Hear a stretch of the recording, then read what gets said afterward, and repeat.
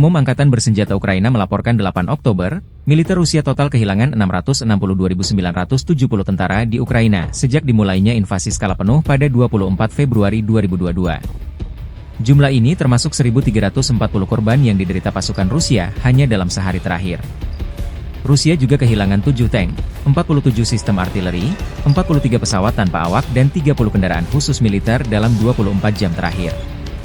Menurut laporan militer Ukraina tersebut, pasukan Vladimir Putin total kehilangan 8.940 tank, 17.740 kendaraan tempur lapis baja, 26.185 kendaraan dan tangki bahan bakar, 19.203 sistem artileri, 1.223 sistem roket peluncur ganda, 973 sistem pertahanan udara, 368 pesawat terbang, 328 helikopter, 16.686 pesawat tanpa awak, 28 kapal dan perahu, dan 1 kapal selam.